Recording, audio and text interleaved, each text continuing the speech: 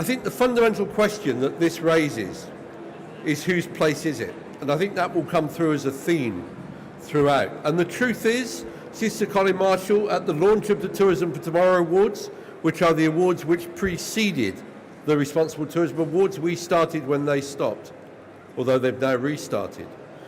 And his fundamental point was that these products needed to be kept fresh and unsullied, as though it was meat or fresh vegetables. The reality, of course, is that they need to be maintained by the people who live in the place. And there was a very interesting discussion here 20 minutes ago with people not accepting, I think, that the cost of maintaining the product has to be paid for by the tourism industry. The same issue came up in the Scottish session earlier today. So responsible tourism is about using tourism to make better places to live in. Great places to live in are great places to visit. Is there anybody here from the WTM team? Anybody with a radio?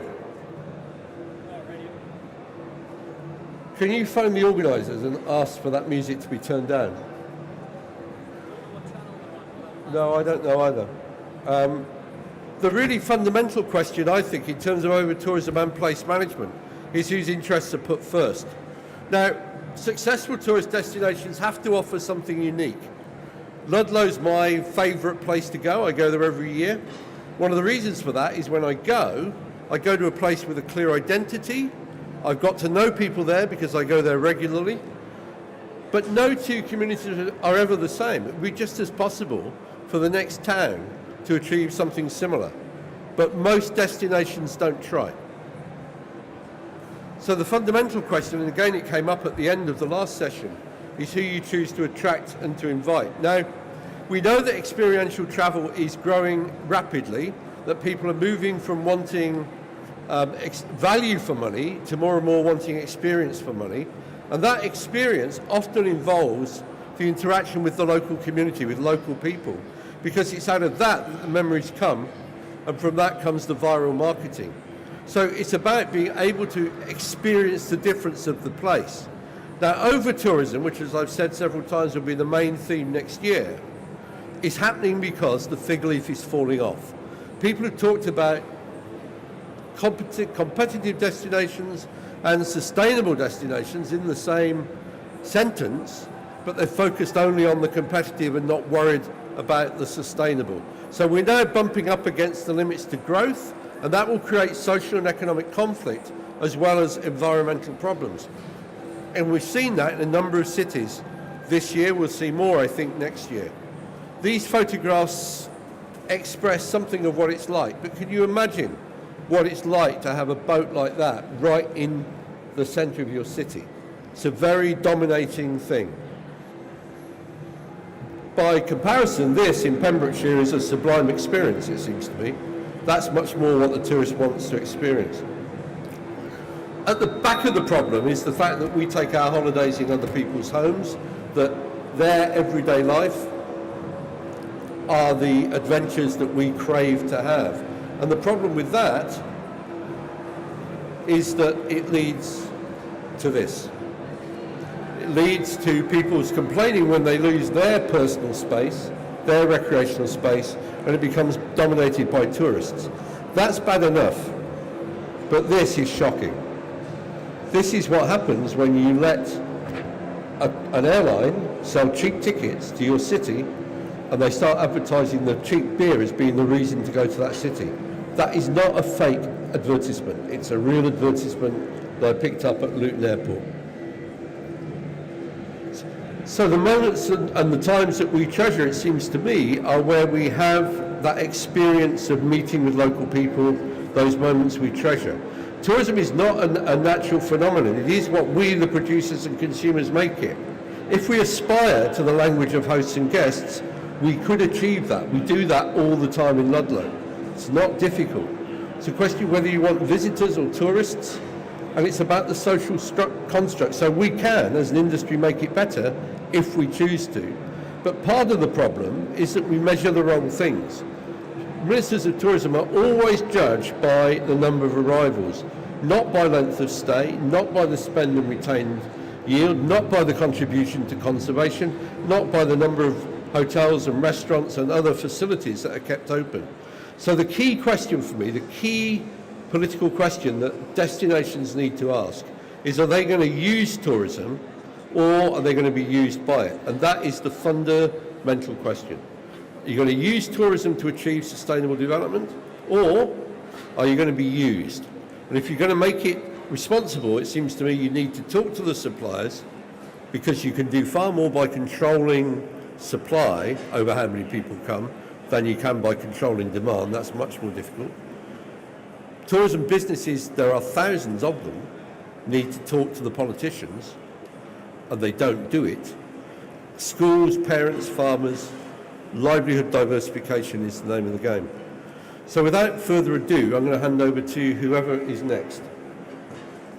8 minutes to talk about Australia's most beautiful valley.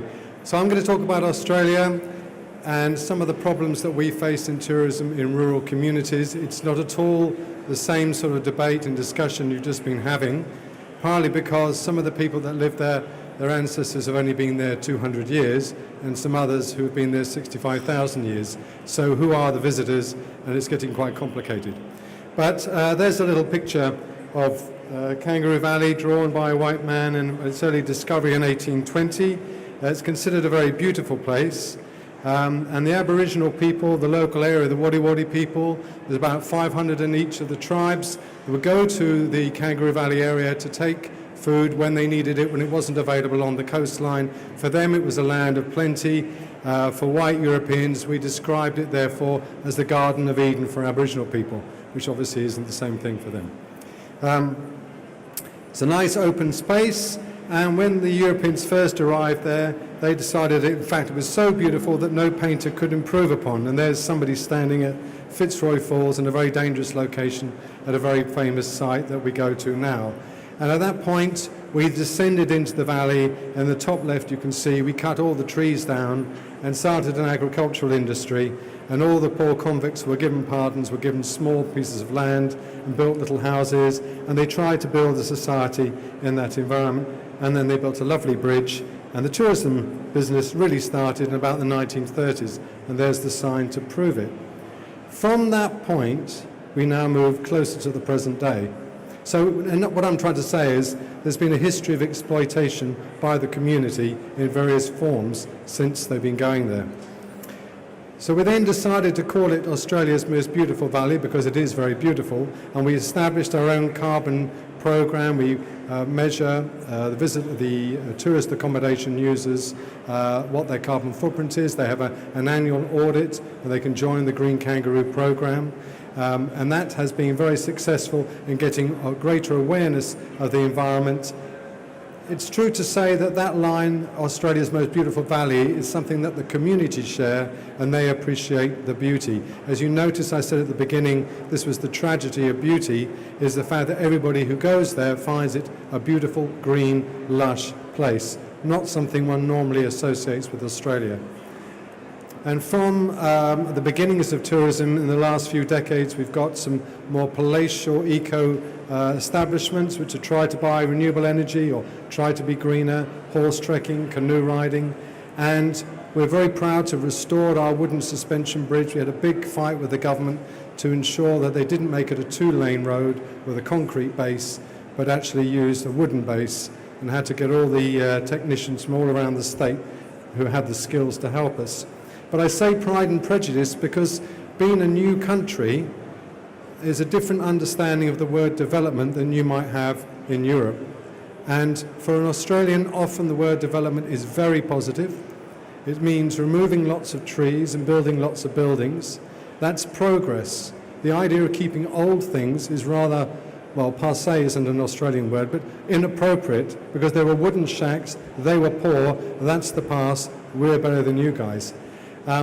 Obviously, there's a prejudice also to not use the word pioneer. If you talk about pioneers, that suggests people that went around butchering Aboriginal people. So also there's the prejudice of not talking about a period of history which we all try to ignore. So there's a very great deal of complication about what is the sense of place for the people who are there. Many of the people, like me, which they call blow-ins, turn up to live there, obviously my sense of place is entirely different than the Aboriginal people that live there or some of the long-standing farming families. We do have a heritage walk, and I suppose with those photographs I've tried to convey the lack of excitement from the visitors to pass by and see the heritage content of our beautiful village with 45 heritage listed buildings, because that's the past. We want to look at the future. Our sense of place is development and progress. I did try to bring everybody together. We did win a highly commended 7 years ago here, and in that photograph you'll see a very eclectic range of local community members. The man holding the frame is the mayor, and the woman beside him is probably a deadly enemy. There's a whole variety of people, but we did use responsible tourism and the green kangaroo to bridge gaps and give people a sense of place that in fact taking responsibility and improving the environment was a good thing to do. I have to say that we became a bit too successful, and that's a concern even on our standards of a community of 340 in the village and about 1,000 people living outside, because then this happened. So then we have a local farmer sells his property to a family that own a range of carpet shops, and they want to be landed gentry, and they want to make a statement, and they can't make farming work very easily, so they decide that they should turn their farm into an eco-centre. I'm using this as an example to demonstrate the challenges that we face, in that you can only rezone the land if it's ecotourism. And obviously 42 chalets in a small area doesn't necessarily quantify as ecotourism. Just to be brief and to define it, there are some definitions there from the New South Wales Planning Department. For words like, it's got to be sensibly designed and located so it is minimised bulk, scale, overall physical footprint, and any ecological visual impact. Any ecological impact. It's fantastic. Somebody's going to measure all of those ecological impacts. I haven't got a clue. These are just words. You'll also notice things like efficient and minimal energy and water use. Does that mean a solar panel? 1 million Australian homes have solar panels. It's totally vague and undefensible. And there's the community trying to fight it. We fought it for 3 years. 3 years of hard graft. And nobody's looking very happy there, as you can see.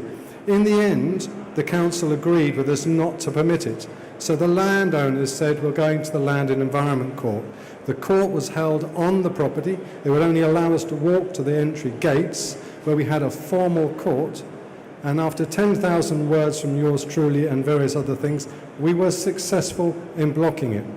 Because obviously it isn't ecotourism, but the definitions are so weak we can't defend it. My point to you today is, while a lot of people here talk about over-tourism and the tourists and how jolly bad they are, my strong argument to you is, what about the community that invites them? What about the community that abuses the place for gain profit by changing the land that's heritage value to have 42 chalets or just turn their home into an Airbnb? Since I've been there, the number of competitors that I face has gone from 57 to over 300 without new buildings. Without new buildings. Our school numbers have halved. In the Shoalhaven City Council area I live in, 35,000 dwellings. We've got 15,000 additional DAs ready for building, but nobody's building them. So we are losing our community by the very people that live there. The very people that come there to profit, because they see it is more beneficial to have a home they can rent out than go on the stock market, because we're all desperate to have a good, happy retirement. And that, I think, is a key motivation. And so what do? We need research to explain actually what are the benefits, the economic benefits from tourism. Where do they really exist? And we ought to have some knowledge, because we don't. We have a lot of prejudice and our own opinions in these situations. And overall, we need some jolly good updated definitions, so we don't just say a solar panel or two. Anyway, that gives you an idea of the new world, as they call it. It's a little possibly different than your old world. Thank you for your attention. So I had this really great presentation planned. I was going to tell you about that when we talk about tourism in Ireland, there are a few very big guns. and that Clare, the county that I live in, would certainly consider itself to be in the pantheon of Irish tourism superstars. It's considered to be the spiritual home, there we go, of Irish traditional music. It has 2 of the top 20 fee-paying attractions in the country at the heart of its tourism offering. Bunratty Castle has about 350,000 people, and the Cliffs of Moher will be heading north of 1.5 million this year. And according to the Irish Travel Industry Confederation, we are the 5th most visited county in Ireland.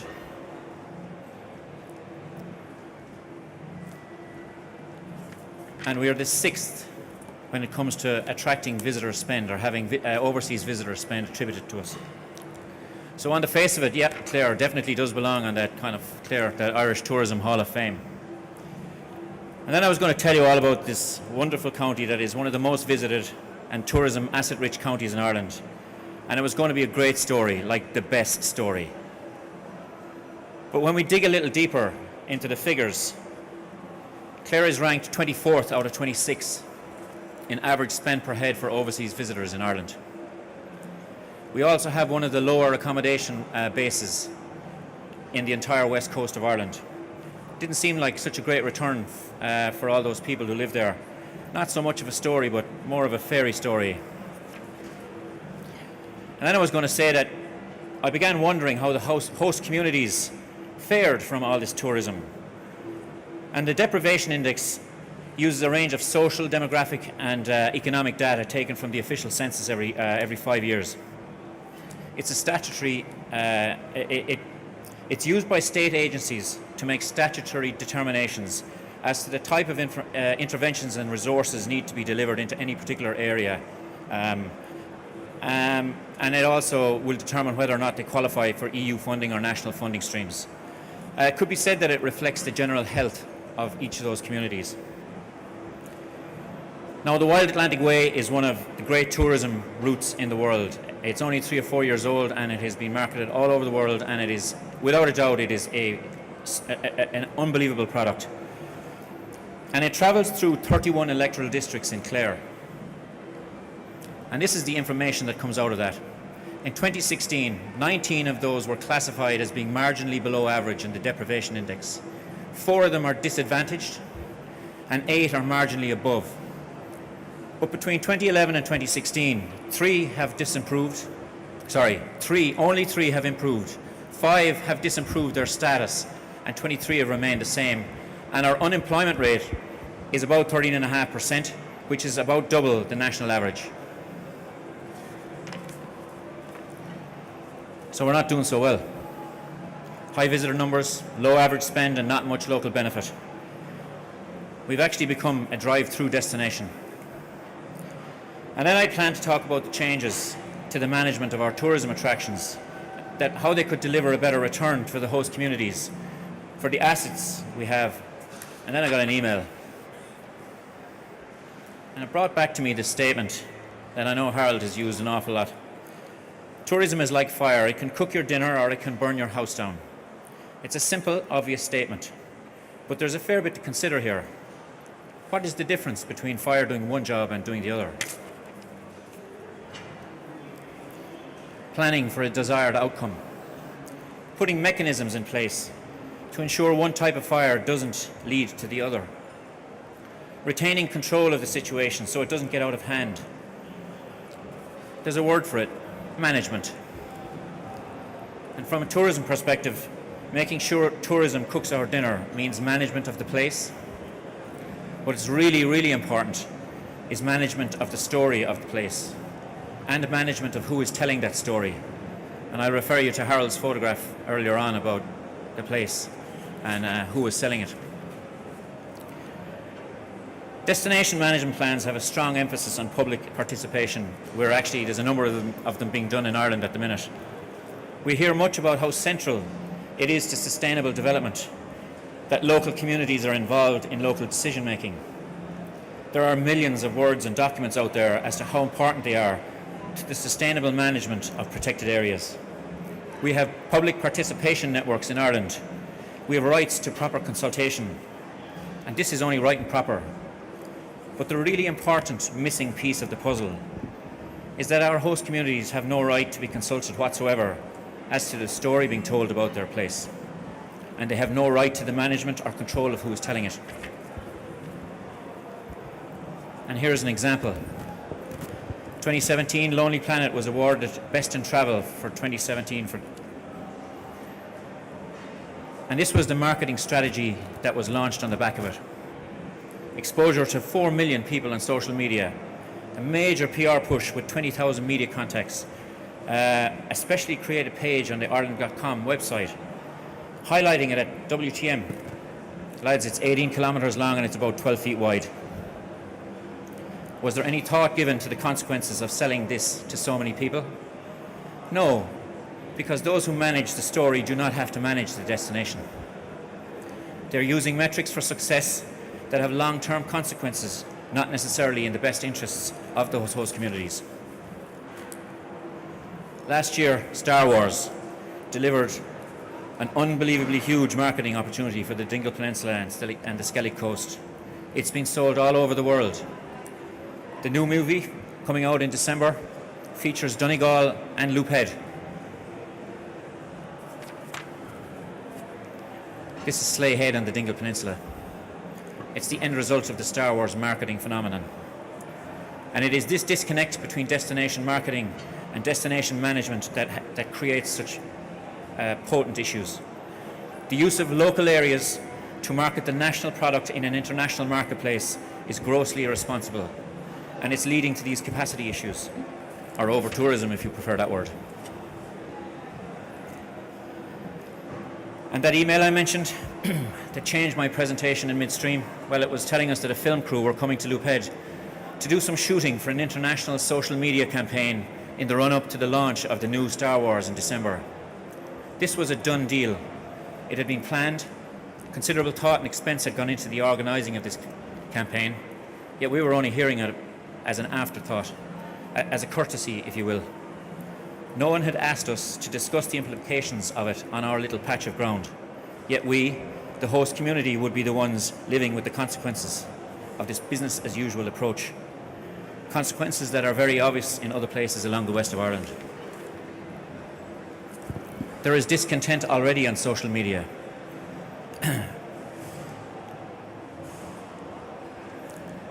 These are from people who live in the Burren, North Clare.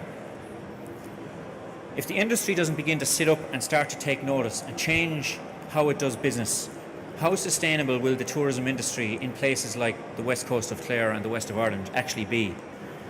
How soon do you think it will be before we move from online discontent to signs like that in the wall of the Wild Atlantic Way?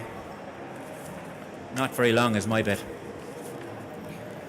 And I'm going to finish up with a recent quote by George Monbiot in an article about challenging the political narrative.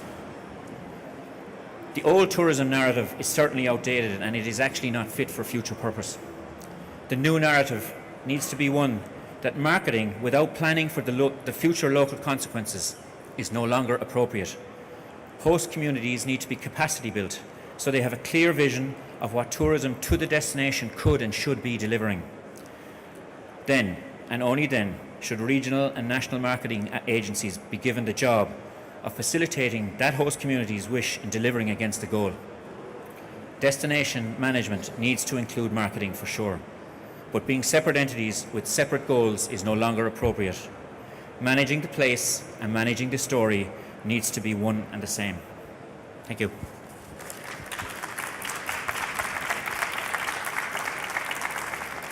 Thanks very much, Cillian. I mean, it's interesting to reflect on, James, if you'd like to, it's interesting to reflect on the fact that in the last session about over-tourism, the issue that came up was about separating the management of demand and the management of the supply.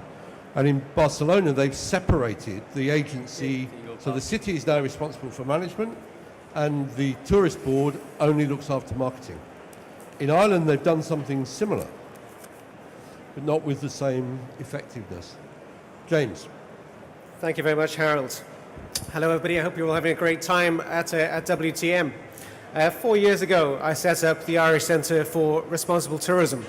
as a way of celebrating those businesses that are making a difference, those that are taking responsibility for making tourism more sustainable. So far, I've run 4 annual conferences on responsible tourism in Ireland, and we had our last conference 2 weeks ago on issues of over-tourism and under-tourism in Dublin. So far, we've also run last 2 years, we've had the Irish Responsible Tourism Awards, and you can find more information on that at the website icrt.ie. I'm a planner,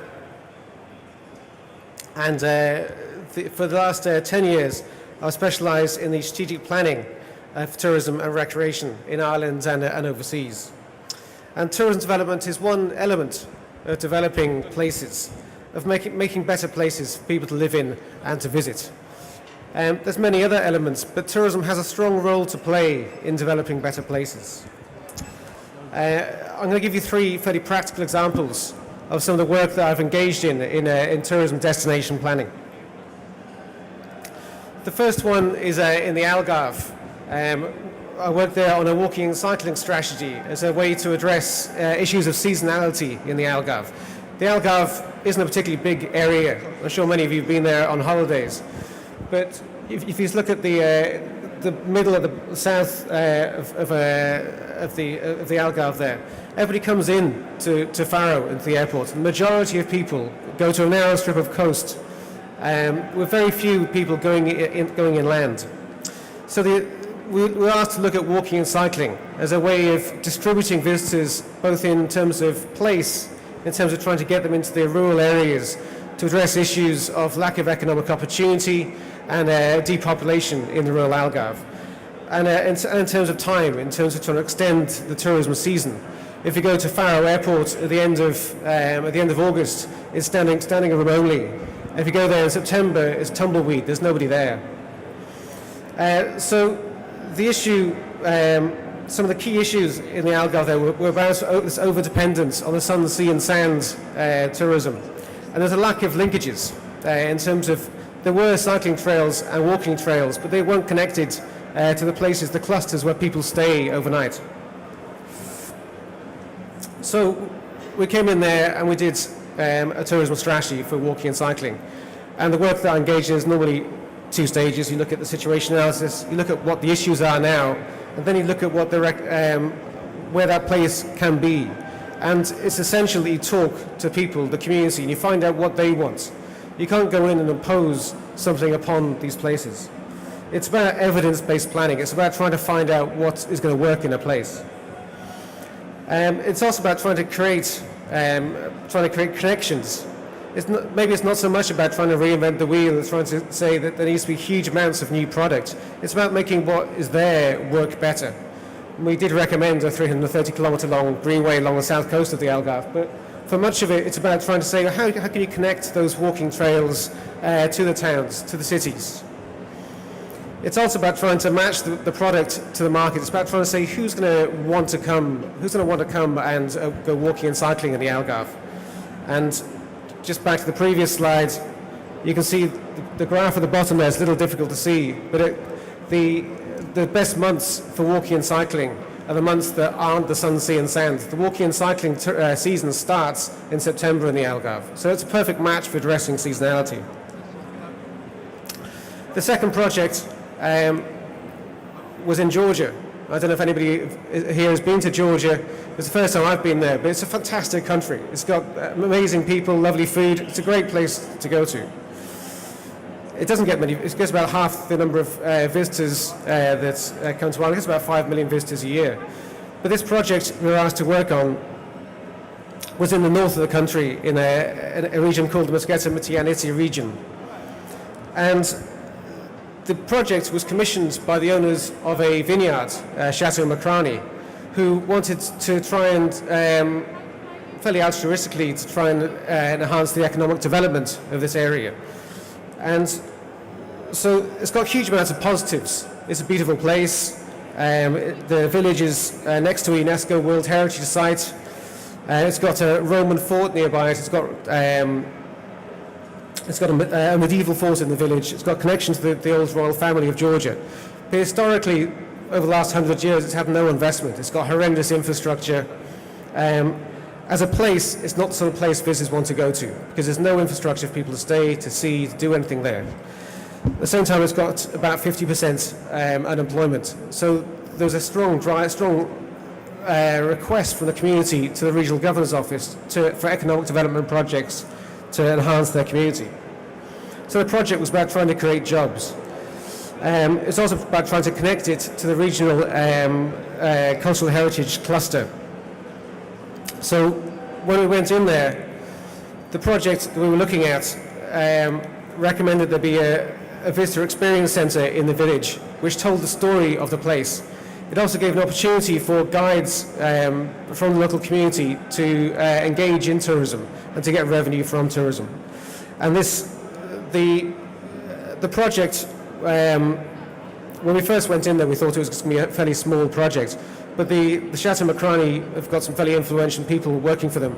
And they got a very high-level steering group with the director of the National Museum of Georgia, the Minister of Infrastructure, the head of the Conservation Agency of the country. So they got a lot of high-level people together.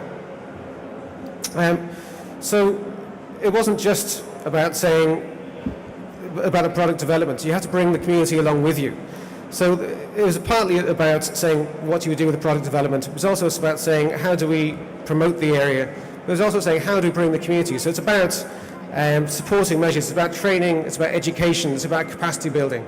And so we're going back in there in January to start doing capacity building for the local community, but enabling them to take part in tourism, to engage in tourism.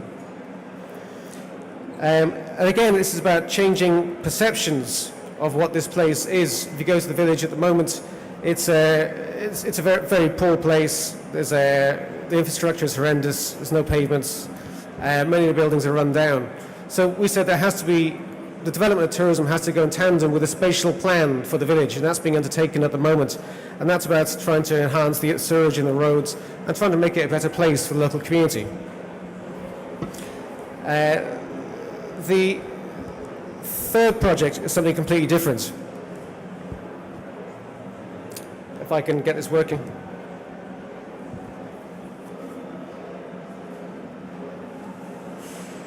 You can just use these if you want. Yeah, it's not. Oh, yeah. So the third project was in Bear Island in County Cork. I was asked to go down to Bear Island by an artist, Paula Barrett. And Paula had created some designs of postcards and prints based on the Irish landscape, a colour palette for Ireland. And colour is an important way to reinforce a connection with landscape. Her postcards challenge the hackneyed idea that Ireland is just 40 shades of green. And so basically, she got a grant from the Heritage Council in Ireland to work with the community on the island, making a series of postcards and of colours, of Ireland-specific colours, discussing with the local people what they should be. And Paula and some community members have been painting these gates on the island in some of these colours they came up with the community. And you might think, what's this got to do with tourism? But by engaging local people in the design process, Paula made a connection between people and places. And it can make a place distinctive, and it can be used in marketing. And a sense of place, it also contributes to a sense of place. And places that are said to have a strong sense of place, have a strong identity and character, one that can be deeply felt by inhabitants and local residents. A sense of place is a unique combination of characteristics and qualities that provide meaning to a location. This can be visual, cultural, or social. And this can make, I think a lot of the world is getting very homogeneous nowadays, and trying to make something different can make one place different from another, can provide a point of reference and orientation. It's also at the heart of responsible tourism, contributing to a sense of identity in a place. So responsible tourism underpins the work that I do as a tourism planner. I believe that responsible tourism can be used to make better places for people to live in and to visit. It's about putting the people who live there first. It's about giving them a voice in tourism. Thanks very much. Thanks very much, James. We've got time for a couple of questions. Who's got the first one? Death by question. I've maybe not got so much a question, but a suggestion. I'm Louise from Visit Flanders. Before I mentioned that we're doing a study on resident perspectives on tourism in different art cities. But we're currently actually working on a much broader project where we're trying to look at tourism from a much broader point of view, because a lot of NTOs, when it comes to your KPIs, it always comes down to want a growth in a number of visitors. And we're doing kind of an explorative project where we want to look at tourism from many more perspectives, because tourism is more than just economy, and the benefits from tourism reach much farther than economy. So something that I personally want to look into, but maybe something that would be interesting for next year, is what defines success in tourism, and how can we add the sense of place and what tourism does for a place into how we define success in tourism. And one of the things that I saw in the different presentations is you have to give people a voice, but in order to give them a voice, maybe it might be necessary to put more management aspects, such as KPIs, to use those to give the people a voice. So it's not that much a question, but maybe a suggestion that can be elaborated. Yes, we met some of your colleagues, John and I, when we were in Iceland, and we've already agreed that the Flanders case will be here next year as part of WTM. And you're quite right, that is exactly the kind of thing which we need to move on to. So the point is well made. Another question? Many thanks. Well, it's curious to say that while, so to say, over-tourism is, I would say, universally seen here as a problem and a danger, in certain cases, special cases, like the case of the Chernobyl zone, over-tourism actually has so far a positive impact, because it helps to revive the area and to return it back to normality. But however, it is the issue, because as it was said, and in our case as well, there is a disconnection. There was a disconnection between tourism and the site management. And now we just intuitively started to overcome this to overcome this problem, to join the authorities, to join the local community. And so it's a very good topic, and thank you for this session. Thank you very much.